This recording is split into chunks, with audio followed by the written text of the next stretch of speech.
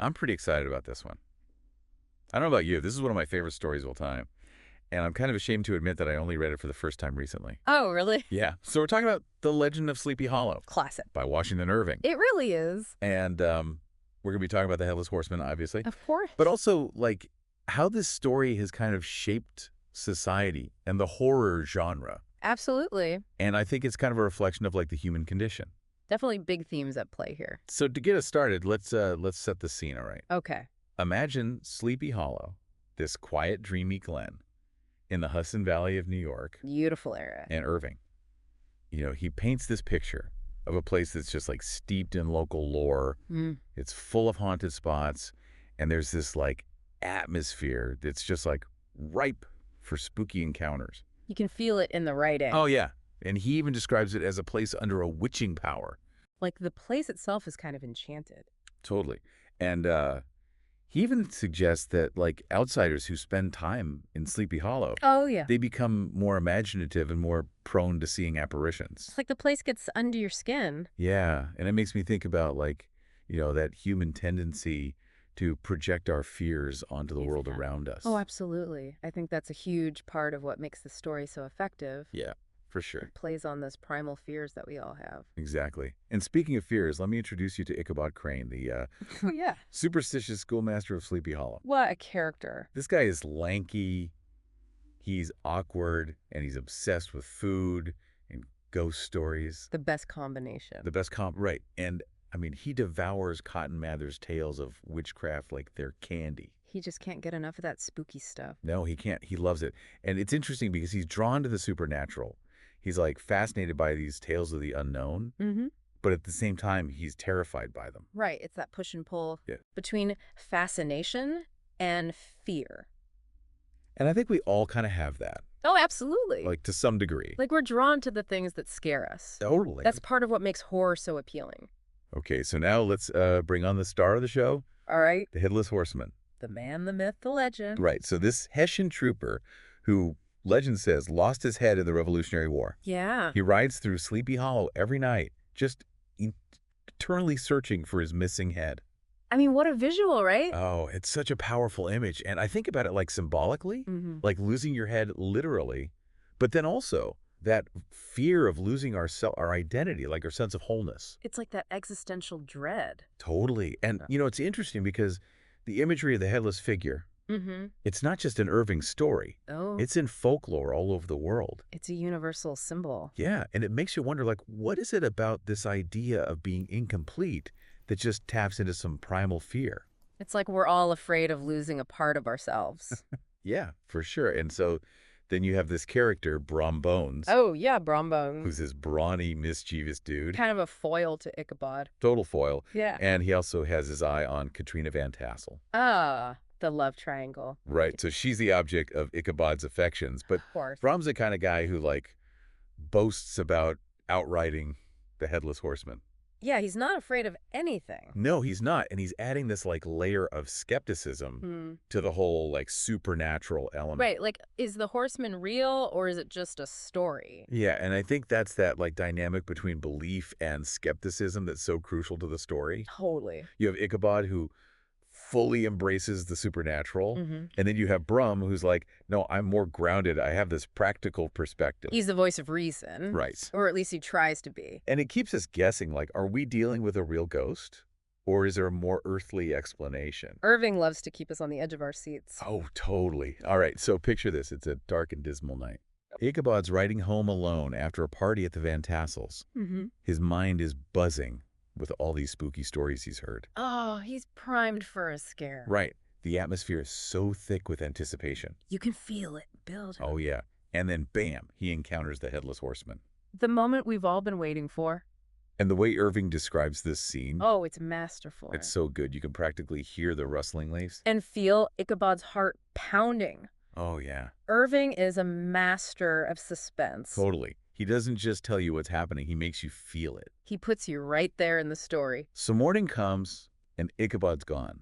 Wait, what? Vanished. No way. All that's left are his hat and a shattered pumpkin. Ooh, that's creepy. Right.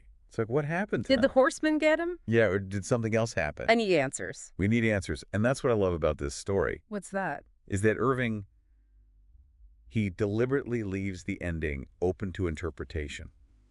It's genius. I know. It makes you It does, and it lets each reader kind of draw their own conclusions. like you become part of the story. Totally. And that's part of what makes this story so, like, enduring. Yeah. Right? Absolutely. It stays with you. It's not just a static tale. No, it's alive. Yeah. It continues to evolve in our imaginations. And it's interesting how different generations have interpreted the story's ending. It's a good point. Like the meaning we find in the legend of Sleepy Hollow, it changes depending on our own societal anxieties and cultural context. Right. Like the story's this mirror Exact. that reflects back at us our own, like, fears and anxiety. I love that. Yeah, me too. So we've talked about the setting the characters, the suspense, and the ambiguous ending. Mm-hmm. But let's dig a little deeper into the themes of The Legend of Sleepy Hollow, Okay, I'm ready. Yeah. starting with. Let's do it. Let's talk about that, like, fear of the unknown. Okay. It's so central to the legend of Sleepy Hollow. You have this, like, sleepy little town, right, Yeah. where superstition runs rampant. And then Ichabod, with his, like, insatiable appetite for ghost stories, he becomes completely consumed by these fears. Yeah, it's almost like those stories take on a life of their own. Right. And they start to shape his reality. Exactly. And that's where I think Irving's commentary on, like, the human condition gets really interesting. He's not just telling a ghost story, you know? Yeah. He's exploring how our beliefs, our superstitions, our fears can, like, totally distort our perception of reality. So what does that say about us? Like, are we just wired for this kind of, like, fear-based thinking? I think to some extent, yeah. I mean, we're naturally curious about the unknown, right? But that curiosity often comes bundled with anxiety. We crave explanations for things that we don't understand. We want to know why. Yeah, exactly. And in the absence of those explanations, we tend to fill in the gaps with stories, with myths, with legends. Right. And those stories can be so powerful. Oh, absolutely. It can shape our actions, our decisions, even our entire worldview. And think about the historical context in which Irving was writing. Okay. This was a time of immense social and political change in America. You know, the country was still finding its footing after the revolution. Right. And there was a lot of uncertainty about the future. Totally. So the Headless Horseman, right, this figure from a violent past, could be seen as a symbol of that, like, lingering anxiety. So it's not just about a guy who's afraid of ghosts. It's about a society grappling with, like, the ghosts of its own past. Exactly. And I think those anxieties are still relevant today, you know? Yeah. We might not fear Headless Horsemen literally, Right. but we have our own monsters to contend with. Yeah. Climate change, political polarization, economic instability. That's giving existential dread. Right. These are all, like, complex, daunting challenges that can trigger that same, like, primal fear of the unknown. So it's like the legend of Sleepy Hollow gives us this framework for understanding how fear can shape our individual lives, but also our collective history. I think that's a brilliant insight. It's not just a spooky story. Yeah. It's a story about how we as humans process and respond to fear and uncertainty. Okay, so we've talked about fear, Yeah. but let's not forget about the other, like, juicy theme at play here. Oh, yeah. Rivalry. Rivals. I mean, the whole conflict between Ichabod and Bronn, Oh, yeah. it boils down to their competition for Katrina's affection, right? Right. And this isn't just some petty love triangle, you know? Right. It speaks to a deeper human drive, this desire for validation, for status, for recognition. We all want to be the chosen one. Exactly. We all want to be the hero of our own story. Yeah.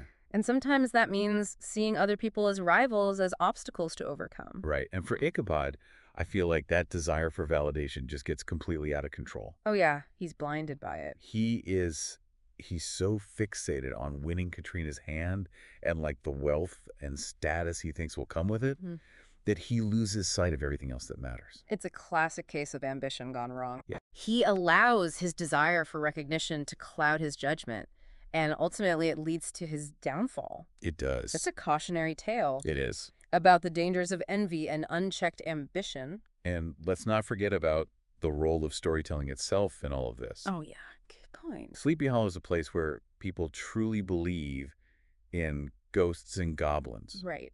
And those beliefs really shape their reality. They do. They even have this tradition of sharing spooky stories around the fire. It's like a communal experience. Totally. And that's what ultimately sets the stage for Ichabod's encounter with the Horseman. Right. It's like the stories are almost like an incantation. They are, yeah. And this is where I think Irving's genius as a writer really shines. Okay. He understands the power of storytelling, Mm-hmm. how these tales, whether they're true or not, can influence our perceptions Absolutely. and even our behavior. They can shape the way we see the world. Yeah, it's almost like the act of telling these stories makes them real in some way. Right. And that's not just limited to Sleepy Hollow. We all have stories, myths, legends Yeah, that shape our understanding of the world. right. And I think about all the urban legends that we've heard or Mm-hmm. the superstitions that we hold on to. It's all part of the human experience. It is. And I think these stories reveal something about us, What's up? like our need to make sense of the world and our fascination with the things that lie just beyond our understanding. The things that go bump in the night. Totally. And in The Legend of Sleepy Hollow, Irving is playing with all these layers. Oh, yeah. He's a master at that. He's telling a ghost story, but he's also commenting on the nature of storytelling itself. Right. How these tales can blur the lines between reality and imagination. It's a meta-narrative It is. about the stories we tell, the stories we believe, and the power that they hold over us. Okay, so we've talked about the themes. Yeah. Now let's shift gears and talk about how The Legend of Sleepy Hollow helped shape the horror genre. I'm ready for that. Yeah, it's amazing to think about how a story written over 200 years ago can still have such a grip on our imagination. It really is, and it's not just the story itself. I Like, agree with that. think about all the adaptations. The movies, The TV shows, the Halloween decorations. yeah, the Headless Horseman has become like this iconic figure in our culture. Oh, totally. He's instantly recognizable. So how did The Legend of Sleepy Hollow help shape the horror genre as we know it? That's a great question. I mean, it's not your typical blood and guts horror story. No. And that's what makes it so groundbreaking, you know? Yeah. Irving really paved the way for a new kind of horror, one that focuses on atmosphere, Okay. suspense, and psychological terror. So he understood that like true horror isn't about what you see, Right. but what you feel. Exactly. It's about creating a sense of dread, Yeah. of unease that lingers long after you've finished the story. Had that feeling of being watched, Yes. of something lurking just beyond the shadows. Exactly. And Irving achieves this through his masterful use of language. Mm. His vivid descriptions of Sleepy Hollow's like haunting landscape Yeah. and his ability to like build suspense slowly and deliberately. Not relying on jump scares No, or gore. he lets the atmosphere and the psychological tension do the heavy lifting. And you see those same techniques being used in so many modern horror works. All the time. Yeah, like think about films like The Silence of the Lambs. Oh, yeah. Great example. Or The Shining. They're not about monsters jumping out at you. Right. They're about creating a sense of psychological unease. Like of being trapped in a world where the rules of reality no longer apply. Exactly that sense of creeping dread that Irving perfected in Sleepy Hollow. Yeah. It's still very much alive and well in modern horror. It's like he planted the seeds for a whole new genre of storytelling. I think he did. And what's amazing is that he did it with a story that's also funny and romantic Right. and full of social commentary. Yeah, it's got it all. That's the beauty of The Legend of Sleepy Hollow. It works on so many levels. It's a ghost story. It's a love story. It's a satire of social ambition and a meditation on the power of storytelling itself. It really makes you think. And it does all of that while also being like incredibly entertaining and thought-provoking. It's a masterpiece. I think so too. So as we wrap up this deep dive into the world of Sleepy Hollow, Okay. I want to leave you with one final thought-provoking question. Hit me with it. What are the Headless Horsemen haunting us today? Ooh, that's a good one. Because as we've discussed, these Headless Horsemen, they don't have to be like literal monsters. No. They can be anything that represents our deepest fears and anxieties. Right, our own personal demons. Exactly. So it could be the fear of failure, the pressure to conform the uncertainty of the future. Yeah. Or even something larger, like the looming threat of climate change. So what keeps you up at night? What are the headless horsemen that haunt your thoughts? It's important to identify those fears, right? Absolutely. To give them a name, even if it's just a symbolic one. Because once we acknowledge them, we can start to understand them better. And maybe even find ways to overcome them. It's like Irving is showing us that the real monsters aren't always the ones lurking in the shadows. Ooh, I like that. Sometimes the most terrifying monsters are the ones that we create in our own minds. That's deep. So keep exploring the world of folklore and horror.